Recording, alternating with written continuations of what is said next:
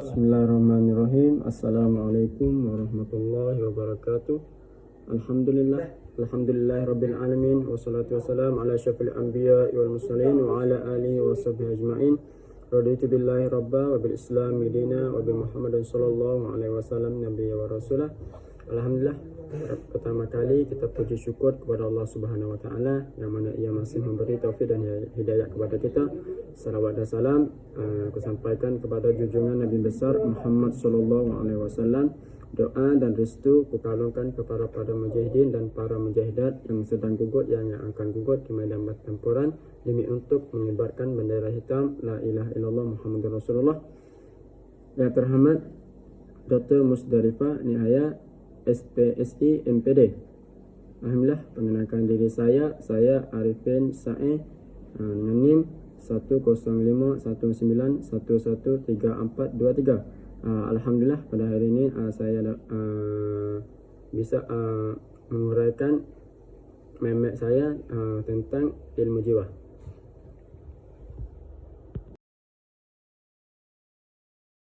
Materi pertama, definisi dan ruang lingkup ilmu jiwa.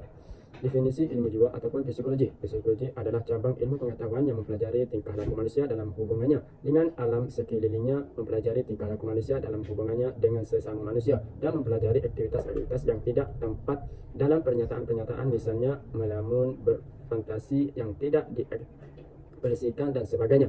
Proses kejiwaan yang terpendam dalam diri manusia ini yang pada akhirnya dapat melahirkan pola berperilaku, gerak dan lain sebagainya. Dengan demikian semua pergerakan, pertumbuhan dan perkembangan itu menjadi petunjuk ke jalan adanya jiwa pada manusia. Kejiwaan atau mental ini merupakan sesuatu proses yang tiada henti sejak manusia dilahirkan sehingga pada akhir hayatnya.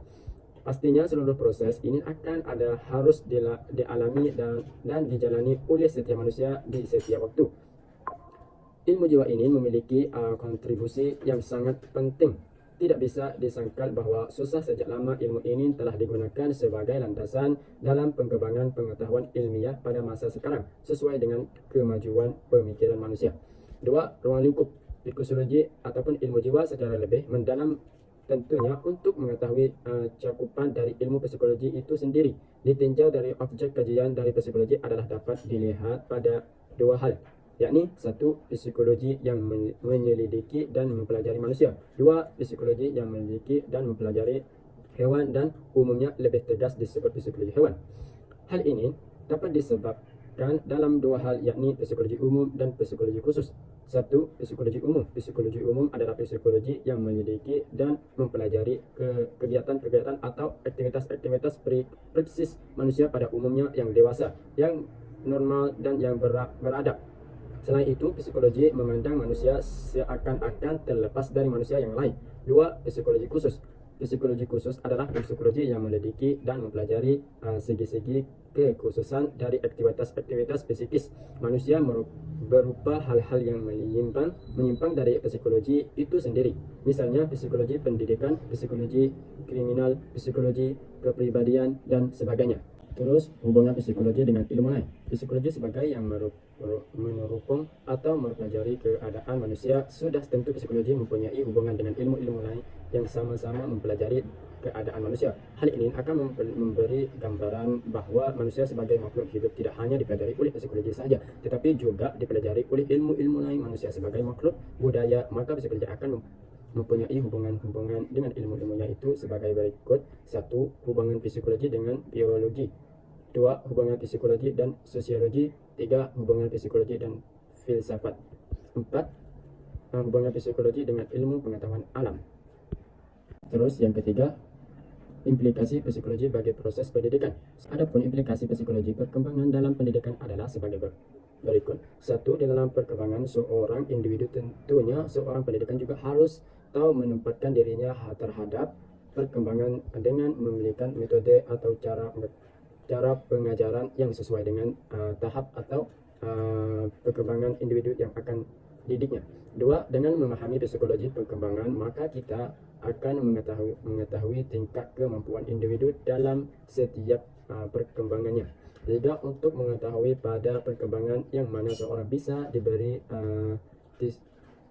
stimulus tertentu. 4. Dengan adanya psikologi pendidikan ini, maka diharapkan dapat mempersiapkan diri dalam menghadapi perubahan-perubahan yang akan dihadapi oleh setiap individu. 5. Dengan memahami psikologi perkembangan ini dapat mempelajari perbedaan-perbedaan yang bersifat pribadi pada tahapan atau pada masa perkembangan tentu. Terus, materi yang kedua, behaviorisme kognitif dan psikoanalisis. 1. Pendekatan behaviorisme kognitif dan psikoanalisis. Pendekatan behaviorisme kognitif dan psikoanalisis adalah dua paradigma psikologi yang berbeda dalam menjelaskan proses belajar dan perkembangan manusia. Berikut adalah perbandingan singkat tentang bagaimana kedua pendekatan ini berbeda dalam pandangan mereka terhadap proses tersebut. 1. Behaviorisme kognitif. Behaviorisme kognitif menekankan pada pengamatan perilaku yang terlihat dan pengukuran objektif. Ini berarti bahwa perhatian utama adalah pada respon yang dapat diamati dan diukur secara eksternal seperti reaksi fisik dan perilaku yang dapat diobservasi. 2. Psikoanalisis lebih berfokus pada aspek-aspek bawah sadar dan kompleksitas mental dalam menjelaskan perilaku manusia. Pendiri psikoanalisis berpendapat bahwa banyak perilaku manusia dipengaruhi oleh konflik dan dorongan bawah sadar yang tidak selalu dapat diamati. Terus bagian kedua, kelebihan dan keterbatasan dalam konteks pendidikan. 1. Kelebihan behaviorisme kognitif. Kelebihan metode pengajaran yang jelas, yaitu pendekatan ini mendukung penggunaan metode pengajaran yang jelas dan terstruktur seperti pemberian umpan balik positif sebagai penguatan untuk meningkatkan perilaku yang diinginkan. 2. Pentingnya praktek dan latihan. Behaviorisme kognitif menekankan pentingnya praktek dan latihan dalam memperkuat keterampilan dan pengetahuan. Ini dapat berkontribusi pada pencapaian kecakapan dan keterampilan yang lebih baik. 3. Diterapkan dengan mudah. Prinsip-prinsip behaviorisme kognitif dapat diterapkan dengan relatif mudah dalam pengajaran dan pelatihan. Pengajaran yang terstruktur dan konsisten dapat membantu siswa mencapai tujuan pembelajaran. Terus kelebihan psikoanalisis. Kelebihan psikoanalisis, pemahaman yang memadai tentang aspek psikologis. Psikoanalisis memberikan wawasan yang mendalam tentang aspek-aspek psikologis individu termasuk motivasi, emosi, dan konflik bawah dasar. Ini dapat membantu pendidik memahami dan merespon kebutuhan emosional dan psikoanalisis siswa. Informasi dengan perkembangan pribadi.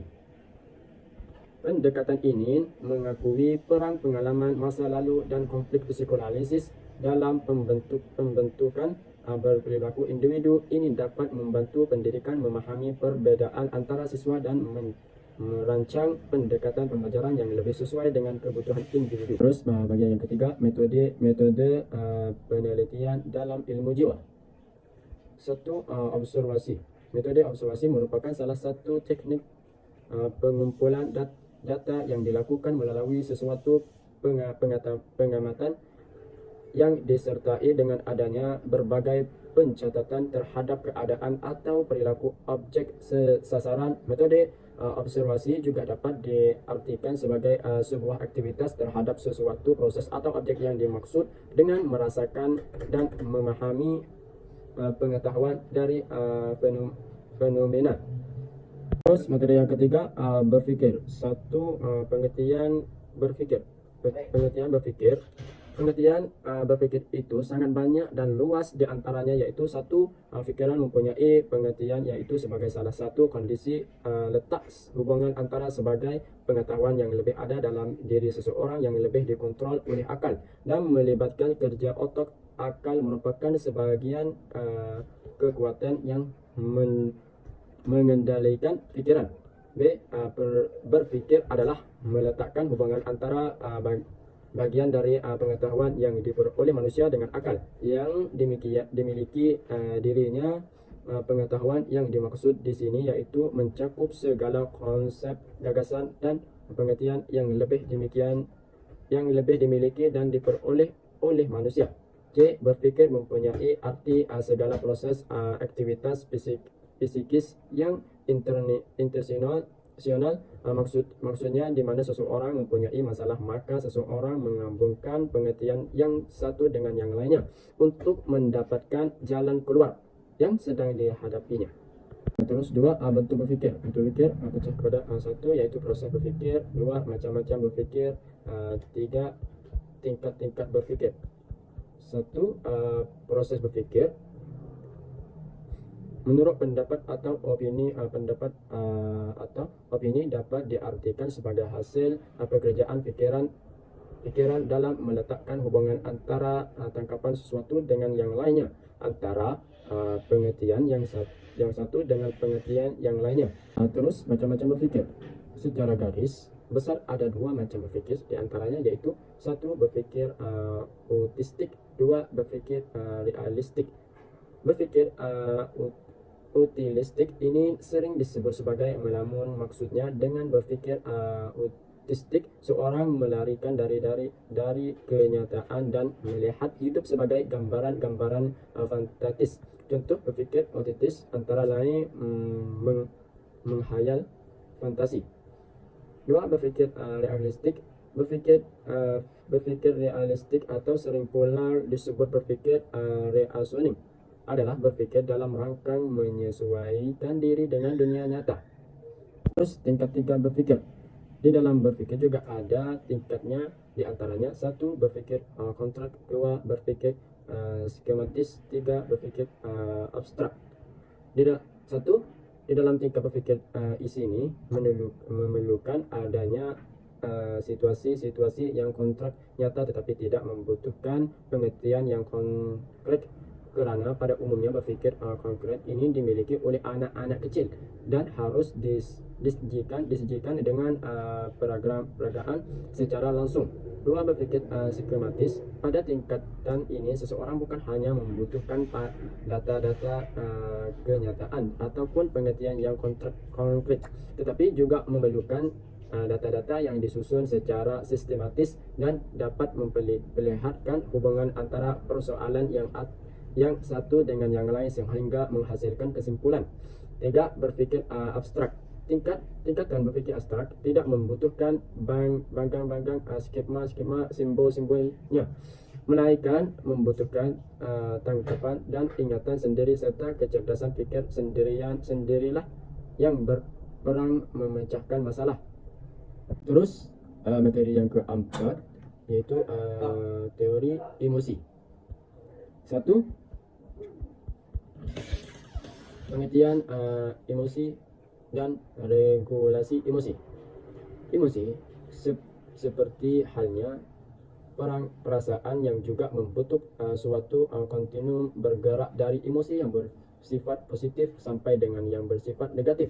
Sebagainya dikemukakan submartinan emosi adalah perpaduan dari beberapa perasaan yang mempunyai intensitas yang relatif tinggi dan menimbulkan suatu gelanjak suasana batin.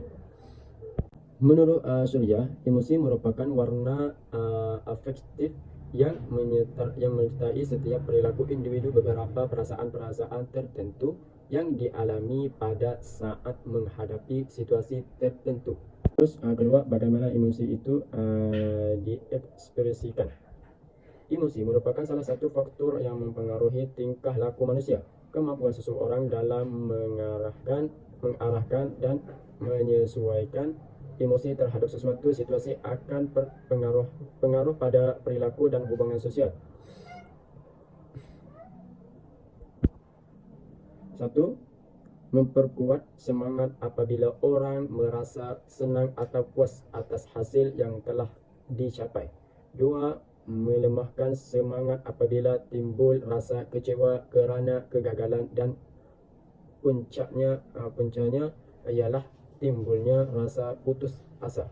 Tiga, menghambat atau mengganggu aktivitas belajar apabila sedang mengalami tentangan emosi dan bisa juga menimbulkan sikap gugup dan gagap dalam bicara.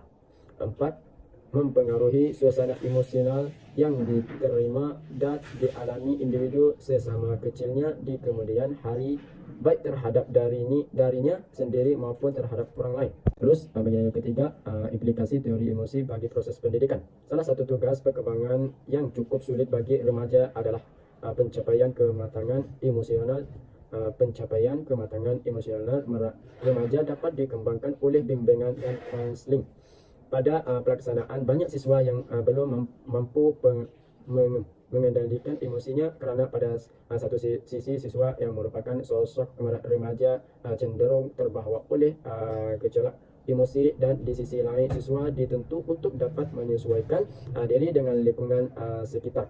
Siswa yang belum mampu mengendalikan emosinya memerlukan arahan dan bimbingan baik dari orang atau maupun di sekolah. Terus materi yang kelima iaitu proses memori.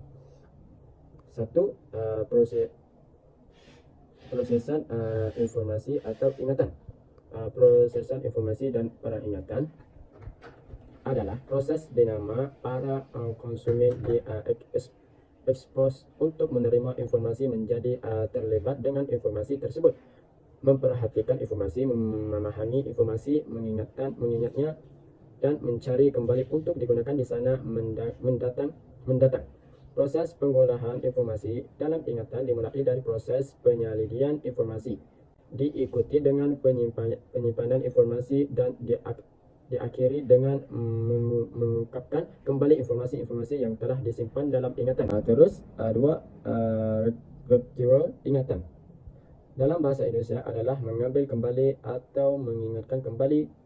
Ingatan adalah proses mengingatkan kembali hal-hal yang sudah pernah terjadi dan diketahui sebelumnya. Ada beberapa cara untuk mengembalikan ingatan, yaitu 1. Rekoleksi, 2. Pembaruan ingatan, 3. Mempelajari kembali.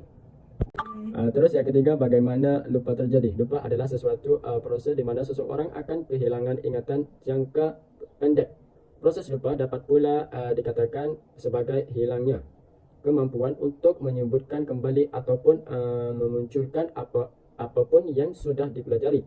Secara sederhana, lupa merupakan hasilnya kemampuan untuk mengungkapkan kembali informasi yang telah diterima. Hal ini mungkin disebabkan kerana informasi tidak disimpan dengan baik. Terus teori materi yang keenam iaitu teori belajar. 1. Macam-macam teori belajar. 1. Teori belajar behaviorisme. Teori belajar behaviorisme merupakan teori yang telah cukup lama dianut oleh pendidik. Teori ini dicetuskan oleh dan Perliner yang berisi tentang perubahan tingkah laku sebagai hasil dari pengalaman. Teori ini laku berkembang menjadi aliran psikologi belajar yang berpengaruh terhadap arah pengembangan teori dan praktis pendidikan dan pembelajaran yang dikenal sebagai aliran behavioristik. 2. Teori belajar kognitivisme. Teori kognitif mulai berkembang pada abad 20. Secara sederhana, teori ini menggambarkan bahawa belajar adalah aktivitas internal yang terjadi dari beberapa proses. Namun, secara sederhana, teori kognitif adalah kemampuan individu untuk berfikir lebih kompleks serta kemampuan melakukan penalaran dan pemecahan masalah. Teori ketiga, teori belajar konstruktivistik.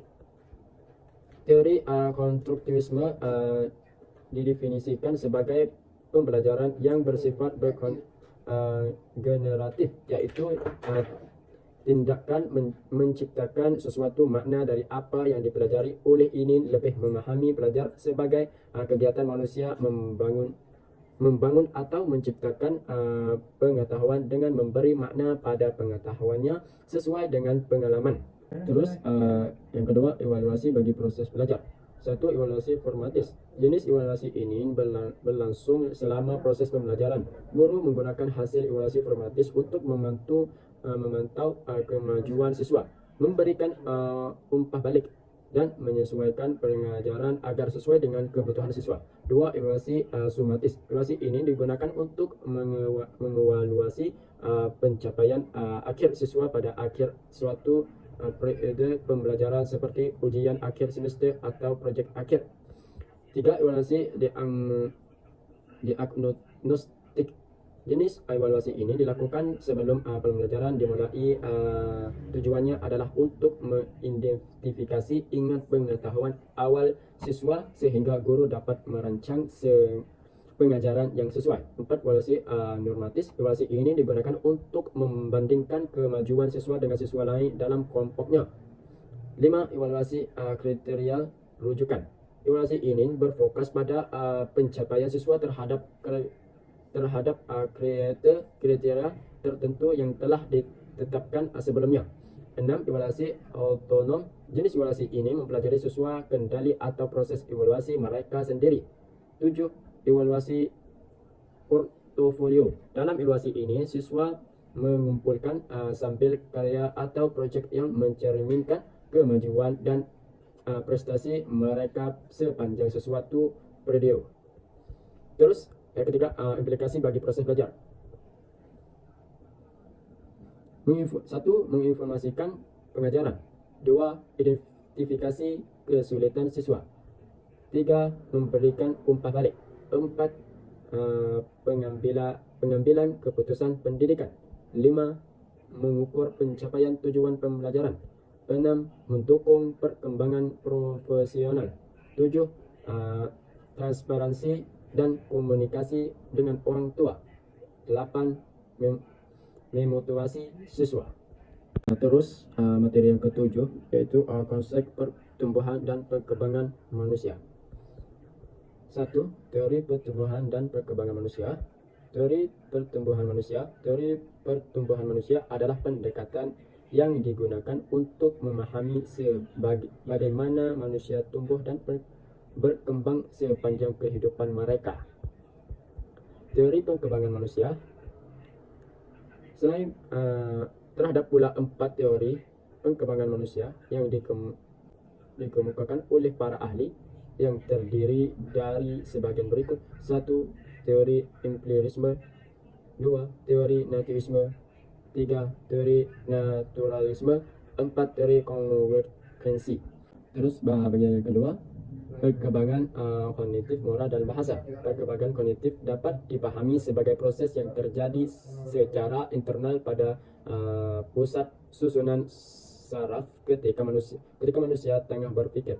Seseorang psikologi pertama kali mengemukakan teori perkembangan kognitif yang bersifat konstruktivisme. Namun teori perkembangan kognitif ini ada dua, yaitu konstruktivisme kognitif dan konstruktivisme sosial.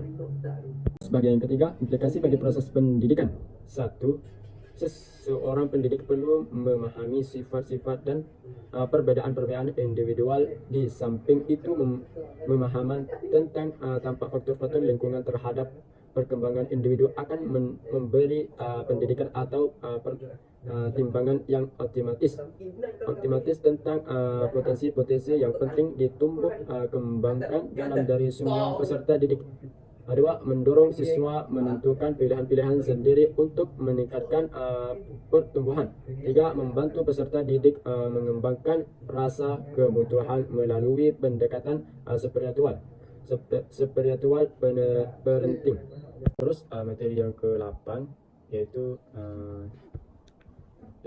teori konsep lingkungan. 1.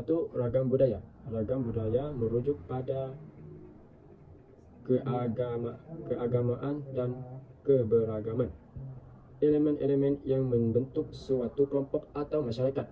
Ini mencakup sebagai norma, nilai, kepercayaan, praktik, bahasa, simbol, dan aspek budaya lainnya yang diwariskan dan dihormati oleh individu dalam sesuatu kelompok.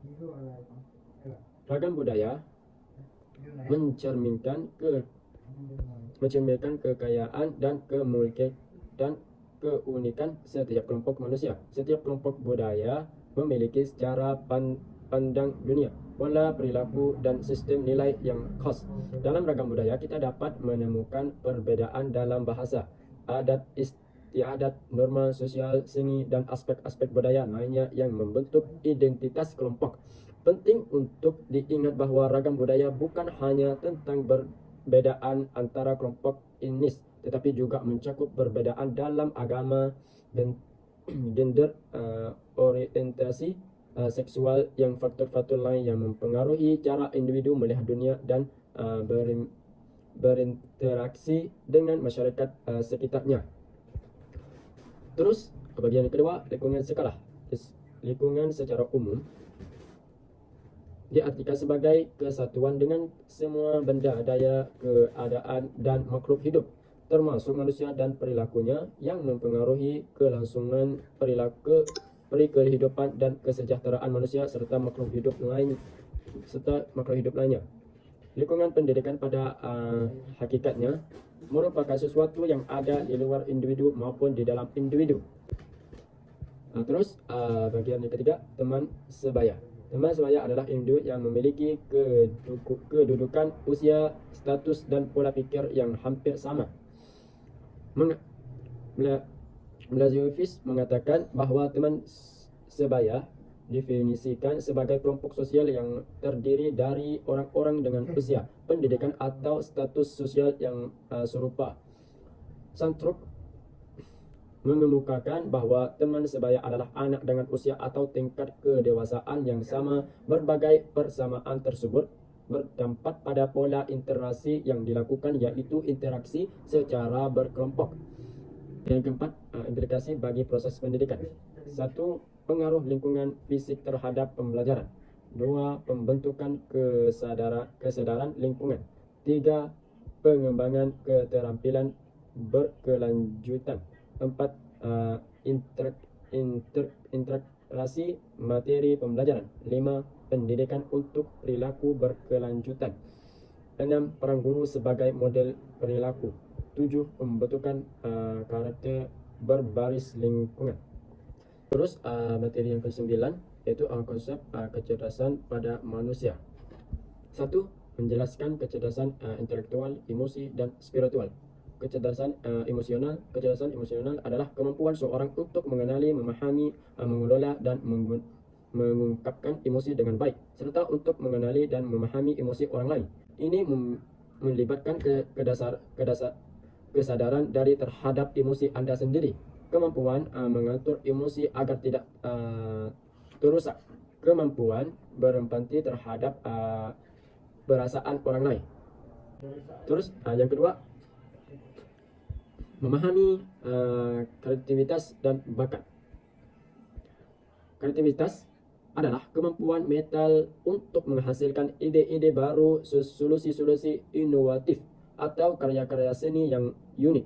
Ini melibatkan proses berpikir yang berbeda, imajinatif, dan seringkali tidak terduga. Terus, implikasi bagi proses pendidikan. 1. Perbaikan kualitas pendidikan. Implementasi strategi dan perubahan dalam proses pendidikan dapat memiliki implikasi positif dengan meningkatkan kualitas pendidikan. Peningkatan hasil belajar. Kebijakan atau inovasi dalam proses pendidikan yang berhasil dapat menghasilkan peningkatan dalam hasil belajar siswa. 3. Kesetaraan pendidikan. Terus, ketahanan sosial dan ekonomi. Terus, penyederhanaan proses pembelajaran. Terus, perubahan paradigma pendidikan. Terus, peran guru dan dosen. Implikasi terhadap pendidikan juga dapat berdampak pada peran guru dan dosen. Mereka perlu terus mengembangkan keterampilan mereka dan beradaptasi dengan perkembangan dalam metode pengajaran dan teknologi pendidikan.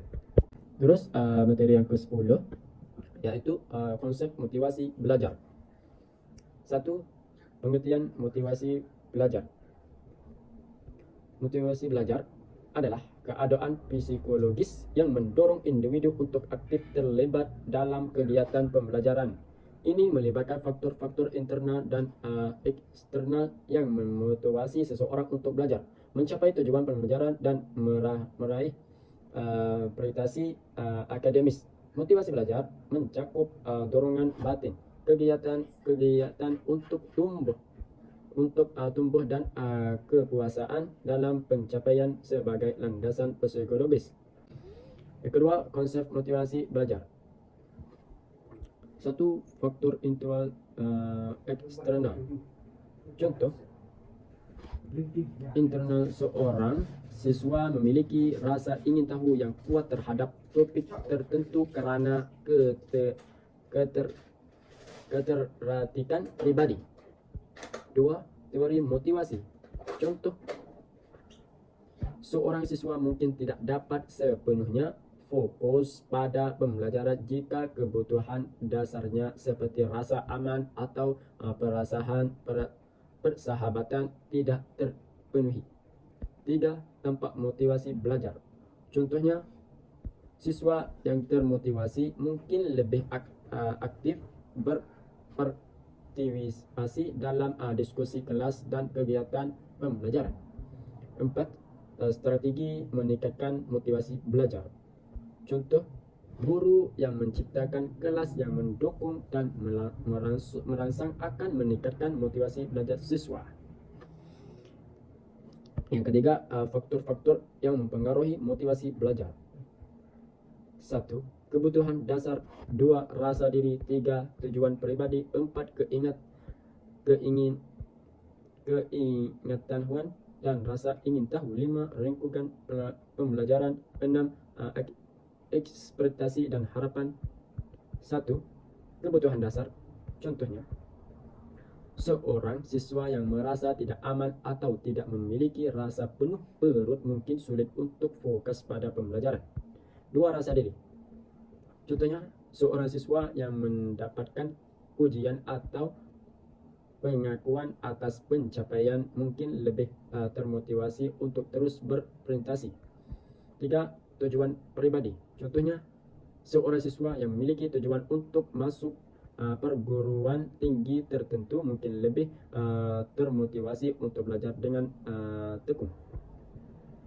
Empat, keingetahuan dan rasa ingin tahu. Contohnya, seorang siswa yang ingin memahami konsep ilmiah tertentu secara mendalam mungkin termotivasi untuk mengeksplorasi topik tersebut lebih lanjut.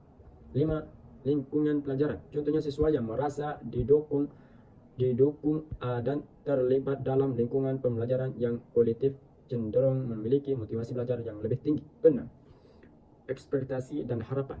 Contohnya, seseorang siswa yang percaya bahwa usahanya akan menghasilkan hasil yang baik mungkin lebih termotivasi untuk belajar dengan sungguh-sungguh. Yang keempat, itu peran motivasi belajar dalam meningkatkan kualitas pembelajaran. Satu, meningkatkan keterlibatan siswa. Dua, meningkatkan ketekunan dan usaha. Tiga, mendorong penemuan dan kreativitas. Empat,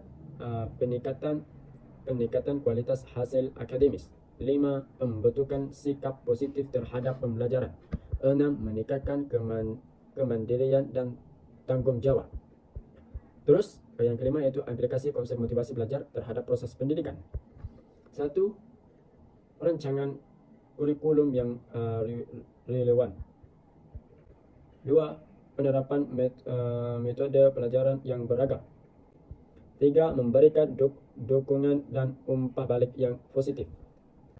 Empat, pengakuan terhadap keanekaragaman gaya belajar.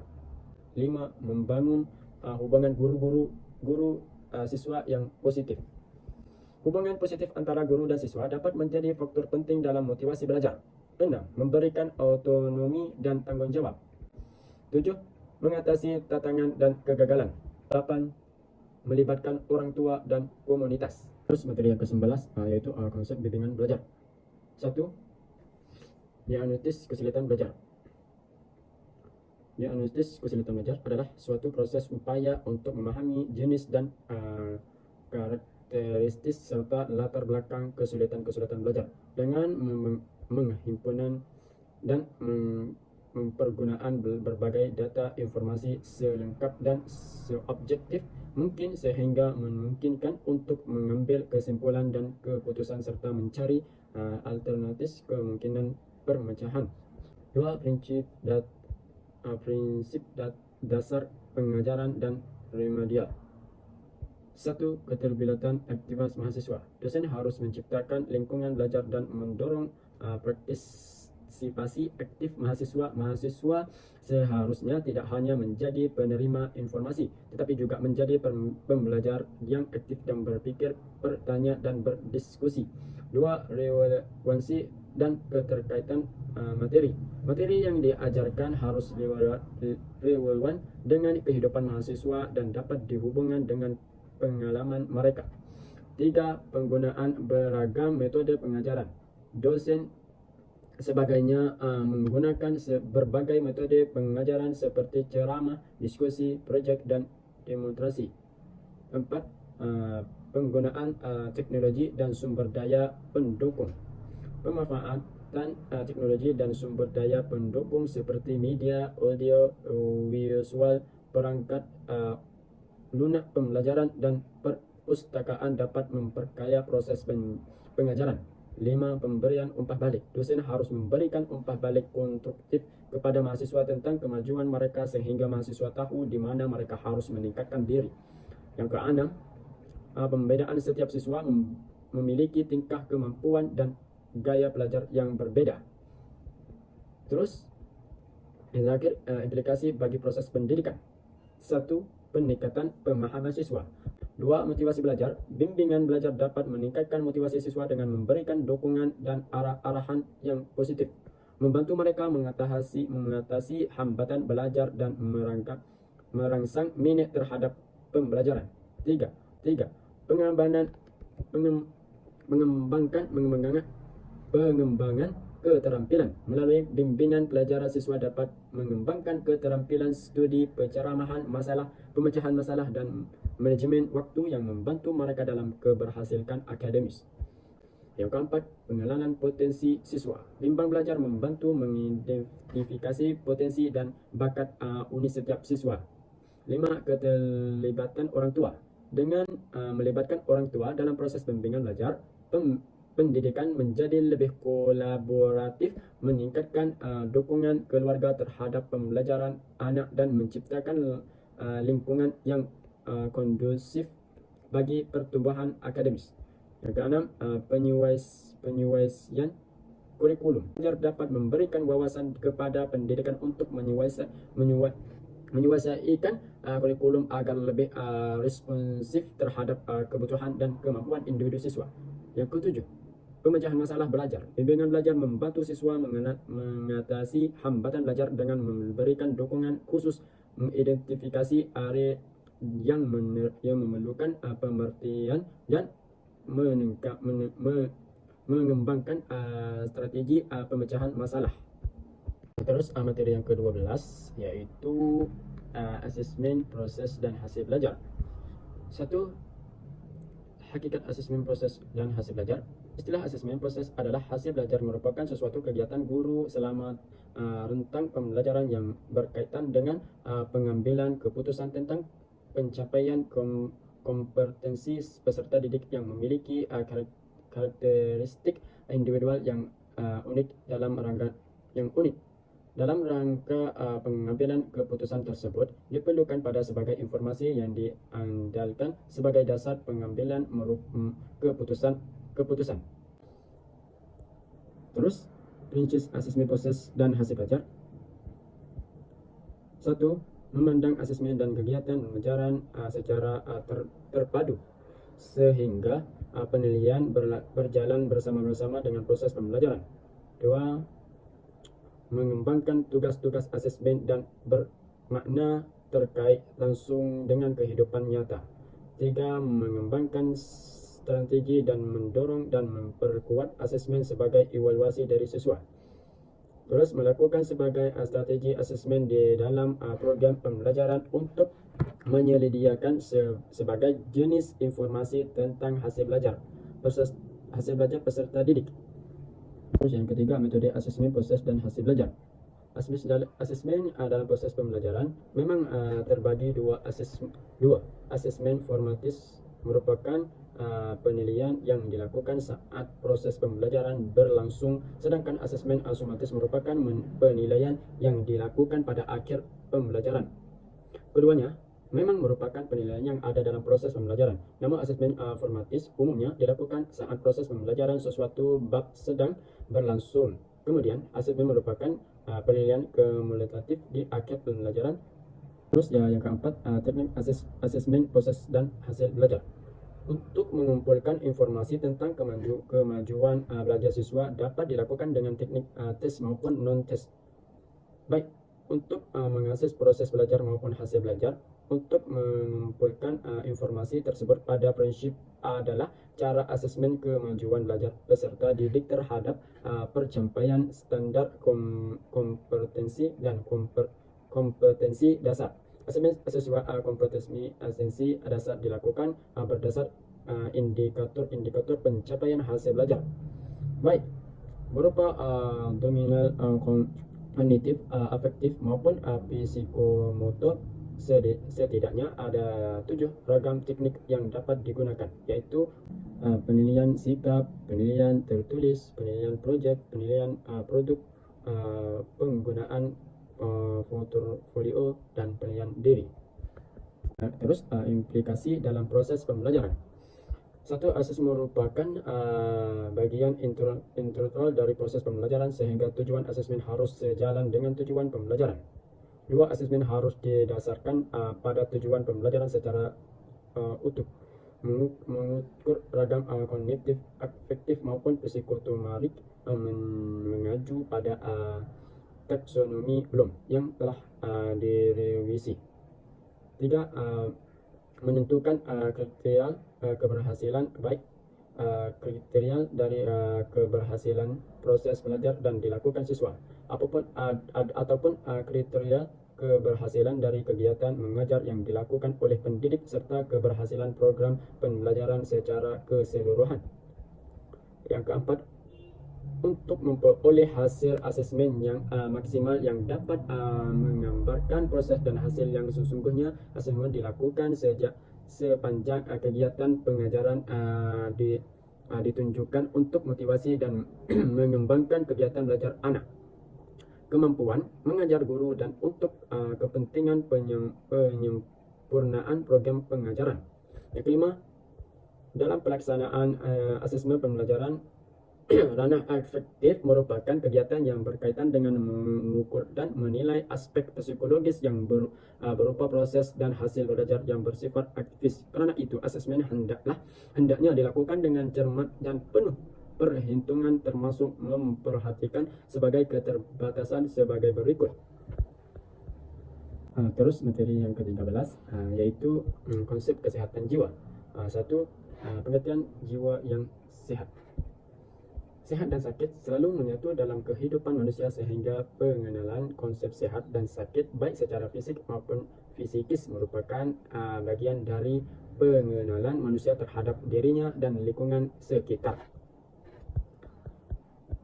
Terus yang kedua, jenis jiwa yang sehat dan tidak sehat. 1. Jiwa yang sehat merasa senang terhadap dirinya serta mampu menghadapi situasi, mampu mengatasi kekecewaan dalam hidup, puas dengan kehidupannya sehari-hari, mempunyai harga diri yang wajar, menilai dirinya secara realistis, tidak berlebihan dan tidak pula merendahkan.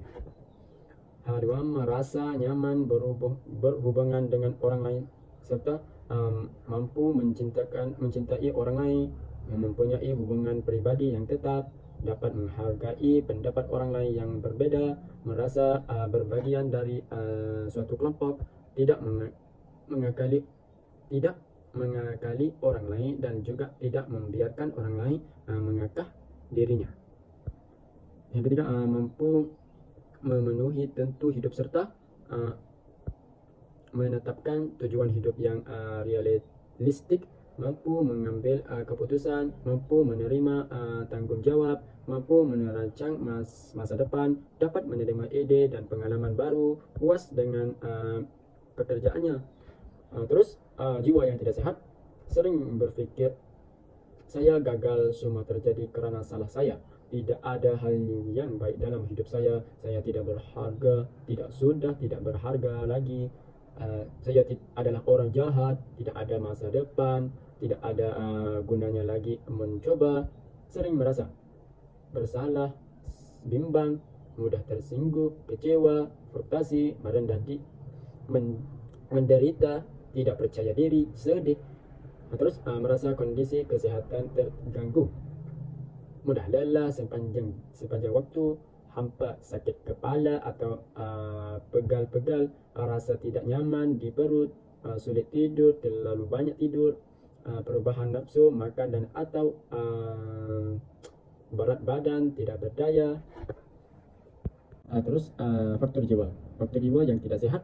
Gangguan jiwa dapat disebabkan oleh 3 faktor berikut. 1. Somatogenik, faktor somatik, yaitu akibat gangguan pada neurofisiologi dan neuroanatomi dan neurokimia. Juga tingkat perkembangan, penggangan dan kematangan organik, serta faktor pranatal dan prenatal. 2. Psikogenik, yaitu faktor psikologi berkaitan dengan hubungan keluarga, baik itu ibu dan anak, persaingan antara adik dan kakak, peran ayah sebagai kepala keluarga, pekerjaan.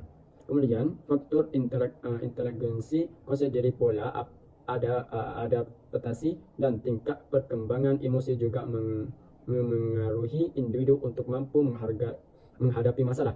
Jika keadaan tersebut kurang baik, maka individu dapat merasa cemas, depresi, malu, dan bersalah yang berlebihan.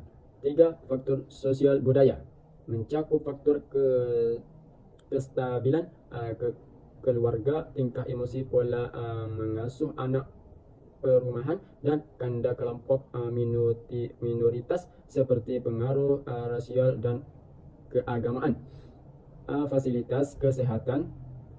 Sedangkan menurut Santrop, menyebab gangguan jiwa dapat dikategorikan menjadi aspek biologi. Terus solusi jiwa tidak sehat. Fokus pada solusi permasalahan. Hal pertama yang harus dilakukan ketika menghadapi suatu masalah adalah fokus mencari solusi. Dengan fokus pada permasalahan yang ada secara langsung, manusia akan mencari solusi dari manusia itu. Bagaimana masalah tersebut dapat diselesaikan? Apakah masalah tersebut hanya menyangkut diri sendiri atau juga menyangkut orang lain? Terus kedua, kelola diri dalam menghadapi masalah. Seorang bekerja perlu menyadari hal-hal apa saja yang berpotensi membebani mental. Dalam pekerjaan bentuk akan muncul tuntutan pekerja dan pekerjaan yang memuncak pada waktu-waktu tertentu. Contohnya, bagi buruh pekerjaan akan memuncak ketika mendekati masa ujian, dan bagi pekerja industri wisata, pekerjaan akan memuncak ketika mendekati masa hiburan. Terus, luangkah waktu untuk diri sendiri. Lebih populer dengan istilah hal ini sangat dapat membantu dalam mengaruhi stres akibat pekerjaan yang menumpuk. Terus, munculkan rasa ikhlas. Sangat penting menyadari bahwa segala hal baik yang kita lakukan bernilai ibadah, sehingga harus dilakukan dengan rasa ikhlas. Memunculkan rasa ikhlas memang tidak mudah, tetapi segala permasalahan muncul bersama solusi. Terkadang rasa panik yang membuat masalah tersebut seperti tidak dapat diselesaikan. Maka ketika menghadapi cobaan yang berat, ada baiknya mengambil istirahat atau waktu rehat. Tenangkan hati dan pikiran. Setelah pikiran menjadi cermin dan diri menjadi tenang, coba untuk kembali fokus pada solusi. Lihat pilihan-pilihan yang ada dengan pertimbangan baik dan buruknya.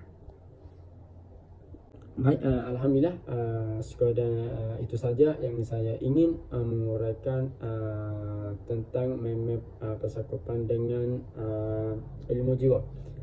Dan jika ada silap dan salah, saya jujur ada kemaafan dan maaf atas kekurangan saya. Saya akhiri dengan billahi taufik wal hidayah. Wassalamualaikum warahmatullahi wabarakatuh.